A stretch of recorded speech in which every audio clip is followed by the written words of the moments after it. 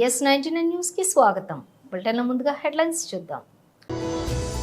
Cancer కంటే దుర్మార్గమైనది, ప్రమాదకరమైనది తెలుగుదేశం, జనసేన, బీజేపీ కూటమి. భూమన కరుణాకర్ రెడ్డి.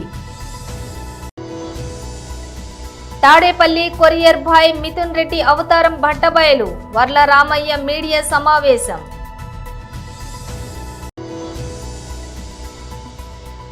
తెలంగాణ భవన్లో బీఆర్ఎస్ నేతల ప్రెస్ మీట్.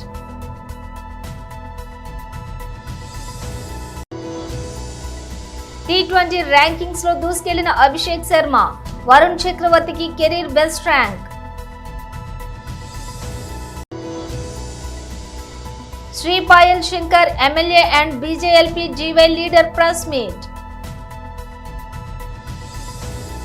ఇక డీటెయిల్స్ చూస్తే క్యాన్సర్ కంటే దుర్మార్గమైనది, ప్రమాదకరమైనది తెలుగుదేశం, జనసేన, బీజేపీ కూటమి. కిడ్నాప్ చేసిన అభ్యర్థులను బెదిరించి భయపెట్టి బలవంతంగా సెల్ఫీ వీడియోలు చేయించారు. ఓటింగ్ తర్వాత నలుగురు కార్పొరేటర్లు బయటకు వచ్చి క్షమించమని కోరుతున్నారు. కూటమి నీచపు, నికృష్టపు రాజకీయాలు స్పష్టంగా తెలిసిపోయింది. ఈ అక్రమ గెలుపుకు ప్రజలు కూటమి నేతలను చీకొడుతున్నారు. తెలుగుదేశం పార్టీ ఈ రోజు గెలిచింది, కానీ గెలిచిన సంతోషం వాళ్లకు లేదు. ఓటమి మాలో స్ఫూర్తిని నింపింది. పోరాటానికి మరింత ఉద్యుక్తులు కండి అనేటువంటి ఒక గొప్ప ఆశయ సాధనకు ఒక జెండాను అందించింది. ఈరోజు వరల్డ్ క్యాన్సర్ డే. ఈ వరల్డ్ క్యాన్సర్ డే సందర్భంగా ఆ క్యాన్సర్ కంటే కూడా దుర్మార్గమైనటువంటిది తెలుగుదేశం పార్టీ, జనసేన, బీజేపీల కూటమినని ఈ క్యాన్సర్ డే రోజునే తిరుపతిలో నగ్నంగా ఈరోజు ప్రజలకందరికీ కూడా చూపించింది ఆ కూటమి. క్యాన్సర్ కంటే చాలా ప్రమాదం. మేము ఈ ప్రమాదకరమైనటువంటి జబ్బు నుంచి పరిరక్షించుకోండి అన్నట్టుగా వాళ్ళు చేసినటువంటి దుర్మార్గాలు అన్నీ ఇన్ని కావు. మేము స్పష్టంగా చెప్తూనే ఉన్నాం, మా కార్పొరేటర్ల మీద దాడి, మా కార్పొరేటర్లను కొడుతున్నారు, మా కార్పొరేటర్లను చంపుతామని బెదిరించారు, మా కార్పొరేటర్లను అనరానటువంటి మాటలు అన్నారు, మా కార్పొరేటర్లు నా సోదరిమణులైనటువంటి వాళ్ళందరి మీద అసభ్యకరమైనటువంటి పదజాలంతో దూషించినారు. అయినా కూడా అందరూ కూడా చాలా మెజారిటీ గట్టిగా నిలబడ్డారు. నిన్న నా ఇంటి నుంచి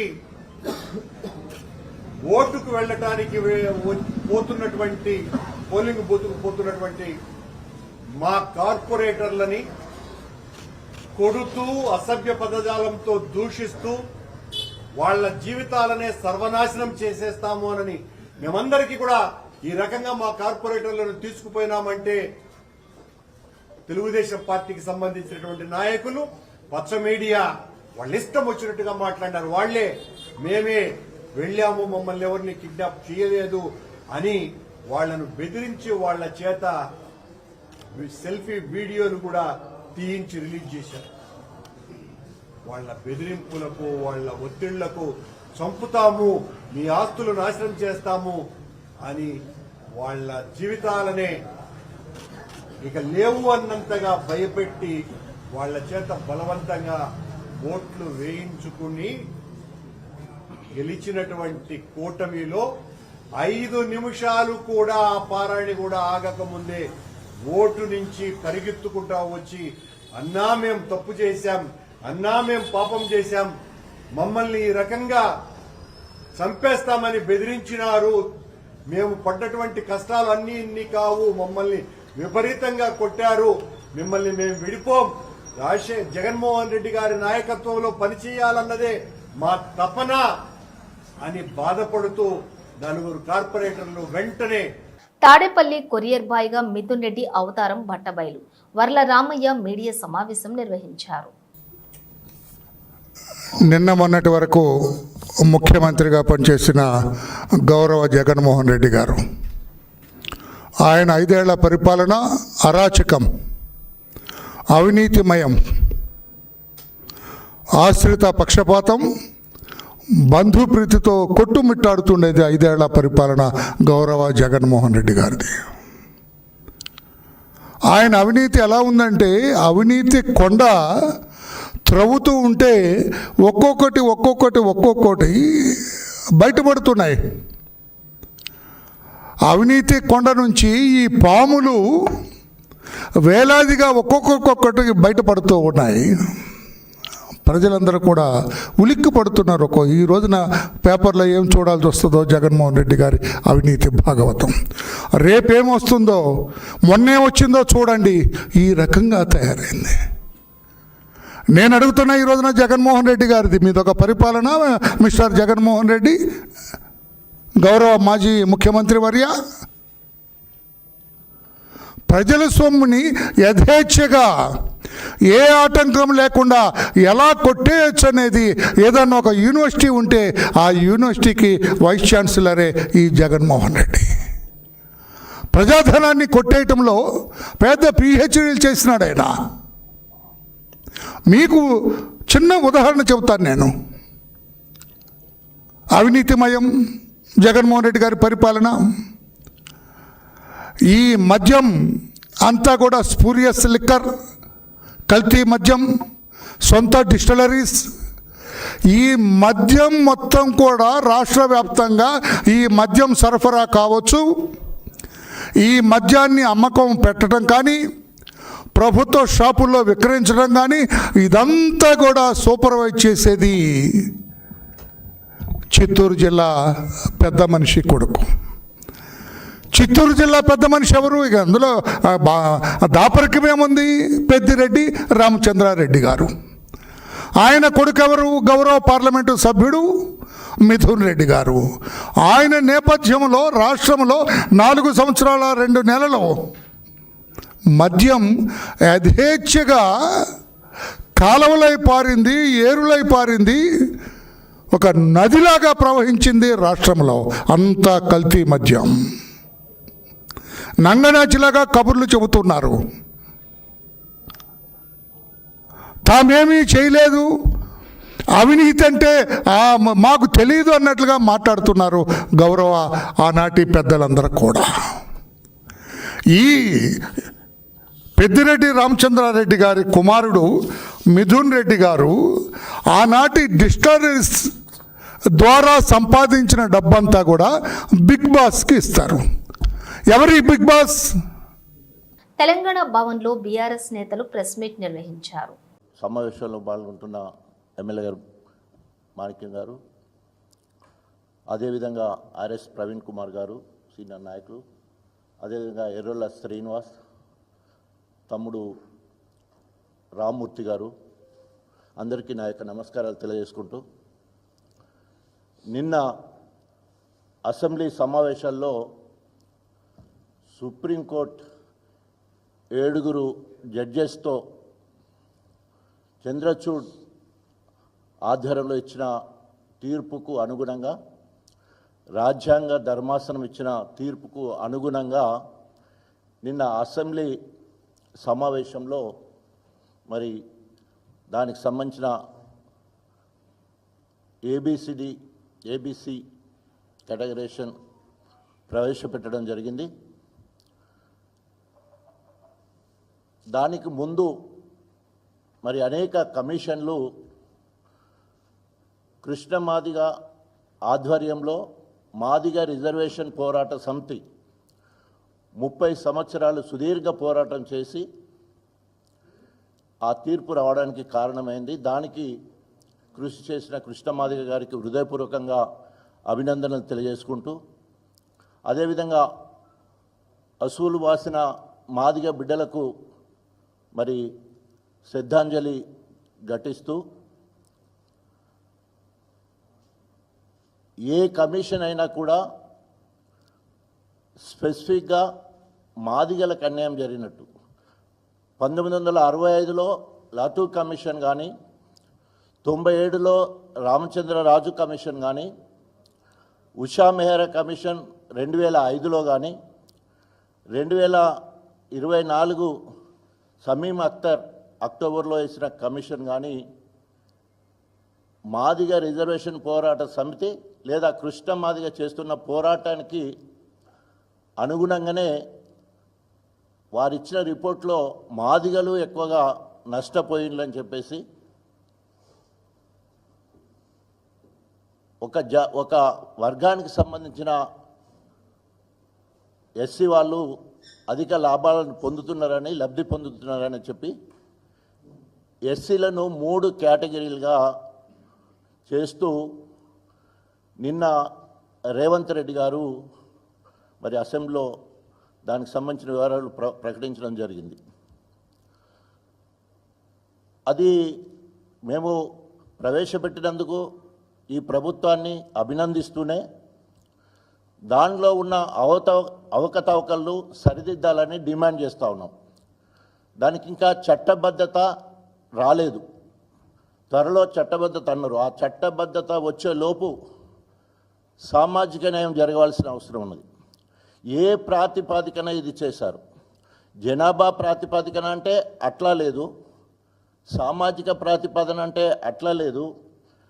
తాజాగా విడుదల చేసిన ఐసీసీ టీ20 ర్యాంకింగ్స్ లో టీమిండియా యువ ఓపెనర్ అభిషేక్ శర్మ దూసుకెళ్లాడు. ఇంగ్లాండ్ పై 5వ టీ20లో 37 బంతుల్లోనే శతకం నమోదు చేసిన యువ బ్యాటర్ ఈ రికార్డు బ్రేకింగ్ సెంచరీతో ఏకంగా 2వ ర్యాంక్ దక్కించుకున్నాడు. ఏకంగా 38 స్థానాలు ఎగబాకి 2వ స్థానానికి చేరుకున్నాడు. అటు ఆస్ట్రేలియా స్టార్ ట్రావిస్ హెడ్ తన అగ్రస్థానాన్ని పదిలం చేసుకున్నాడు. అభిషేక్ కేవలం బ్యాటింగ్ ర్యాంకింగ్స్ లోనే కాదు, ఆల్ రౌండర్ విభాగంలోనూ 31 స్థానాలు ఎగబాకి 13వ ర్యాంకును చేరుకోవడం విశేషం. బ్యాటింగ్ విభాగంలో టాప్ 5లో అభిషేక్ శర్మతో పాటు మరో 2 టీమిండియా ఆటగాళ్లు కూడా చోటు దక్కించుకున్నారు.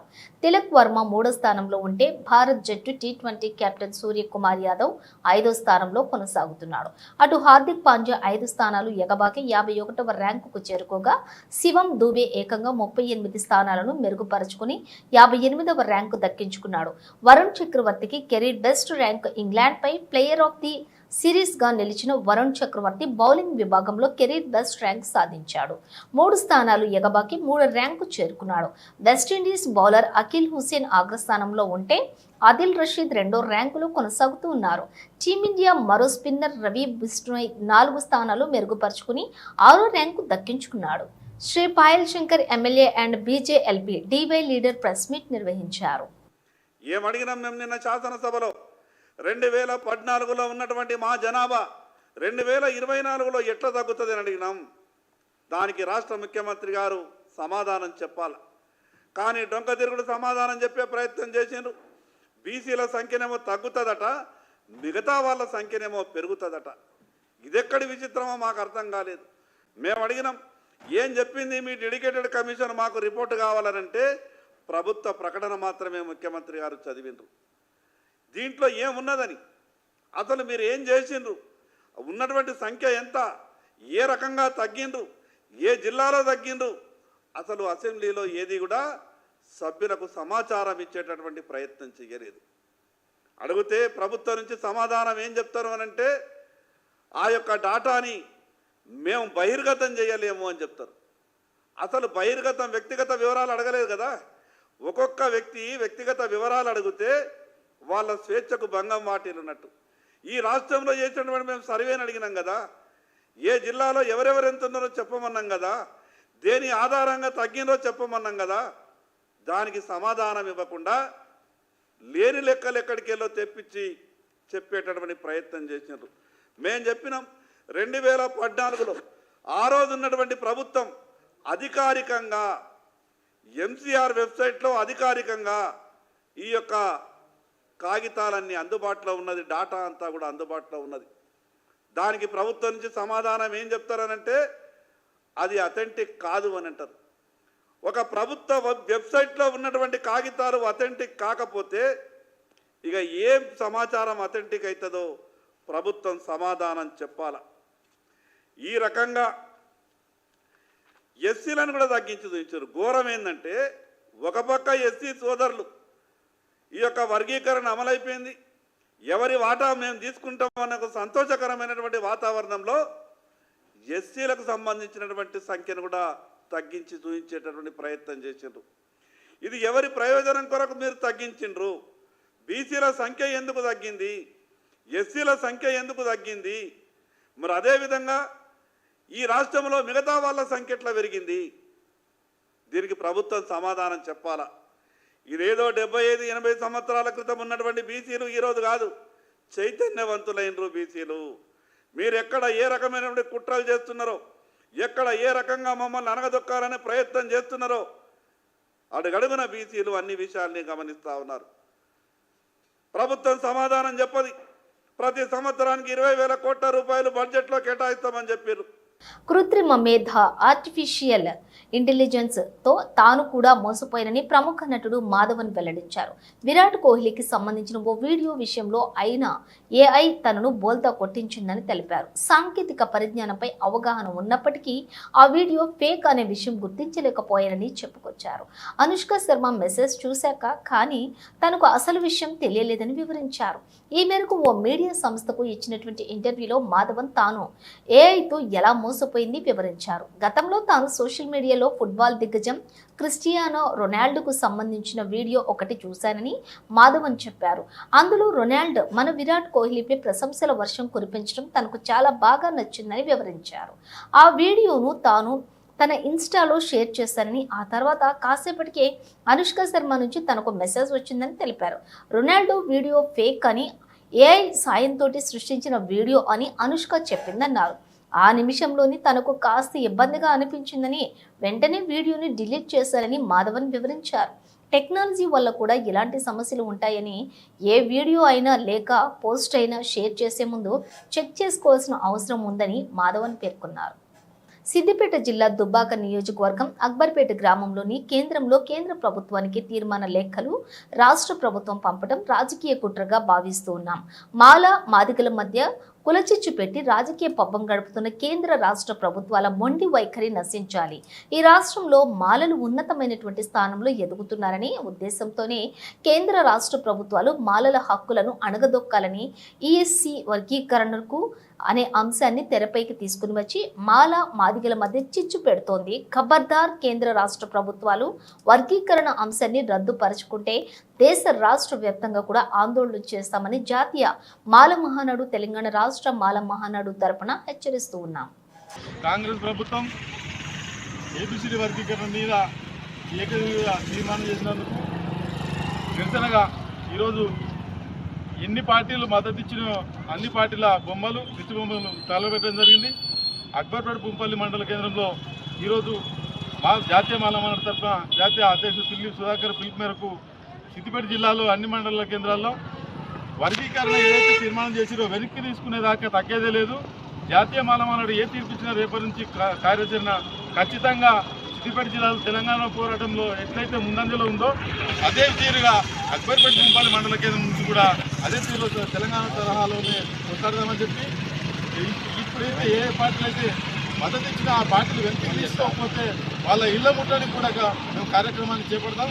ఖచ్చితంగా ఈ రాజ్యాంగం ఎట్లయితే బాబాసాహెబ్ అంబేద్కర్ మాకేం చెప్పిందంటే మా తల్లిదండ్రులకు మీరు స్కూల్ పోయి విద్య నేర్చుకొని బాగుపడరు కానీ తప్ప అడకతెక్కురని చెప్పి అన్నదమ్ముల్లా ఉన్న మాలా సోదరులకు మాదే సోదరులకు ఉన్న రాజకీయ పార్టీలు కుట్రపన్ని విడదీసినాయి. ఖచ్చితంగా ఇద్దరం కలిసి ఈ రాజకీయ పార్టీలు ఏవైతే మన మధ్యలో చిచ్చు పెట్టాలని చూస్తున్నాయి వాళ్ళందరినీ మట్టు పెట్టేదాకా మనం కలిసి పోరాటం చేద్దామని చెప్పి తెలియజేస్తూ ఉన్నాం. అదేవిధంగా ఎట్లాగో ఏడునాడు తీర్పిచ్చిరో ఎవరి సాగు కోసం డబ్బైతే కొడతాను సోదరులు ఇప్పటిదాకా మేము అంటిపెట్టిన బొమ్మలలో వాళ్ళ సాగులకే వాళ్ళకు సాగుతో పోయేలా గట్టిగా కొట్టేలా మీరు కూడా కలిసి రావాలని చెప్పి ఆదివాసీ సోదరులు విజ్ఞప్తి చేస్తా ఉన్నాం. జై మాలా. అసెంబ్లీలో జరిగినటువంటి ఎస్సీ వర్గీకరణకు మహాకుంభ మేళాలో పాల్గొన్న మోడీ. ప్రధాని మోడీ యూపీ పర్యటన. మహాకుంభ మేళాలో పాల్గొన్న మోడీ త్రివేణి సంగమంలో పుణ్యస్నానం ఆచరించిన ప్రధాని. బోట్లో కలియ తిరిగి ప్రయాగ్రాజ్ కుంభమేళాను వీక్షించిన ప్రధాని.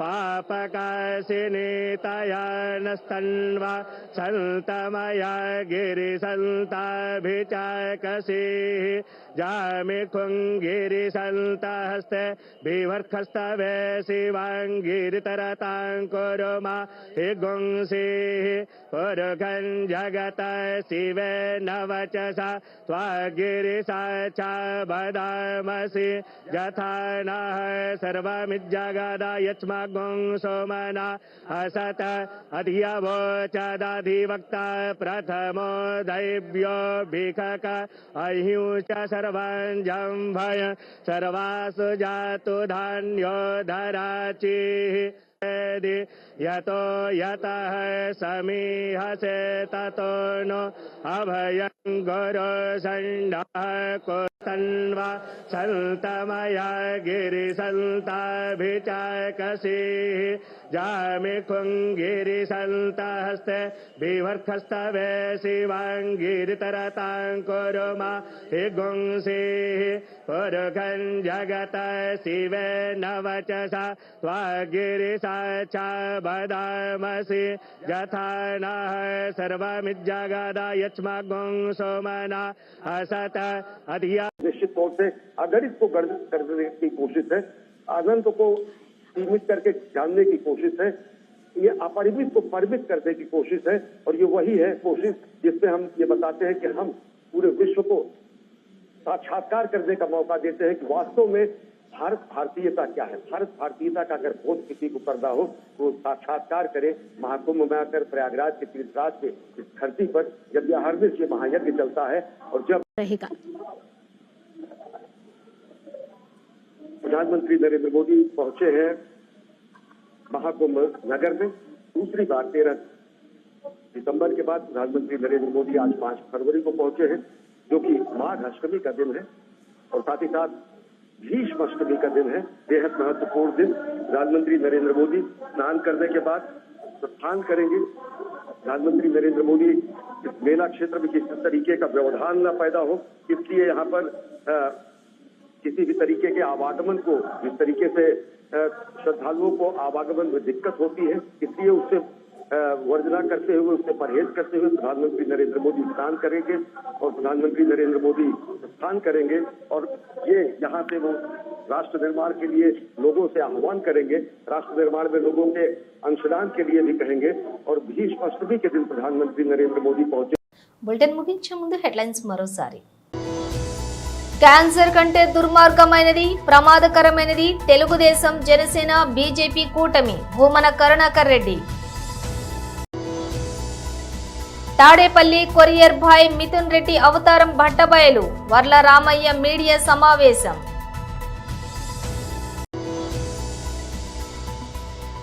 తెలంగాణ భవన్లో బీఆర్ఎస్ నేతల press meet.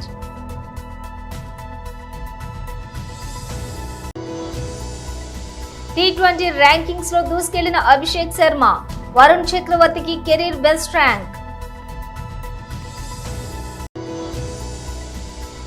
Shri Payal Shankar MLA and BJLP జీవై లీడర్ ప్రెస్ మీట్. ఇవి బులెటిన్ విశేషాలు. మరో బులెటిన్ తో మళ్ళీ కలుద్దాం.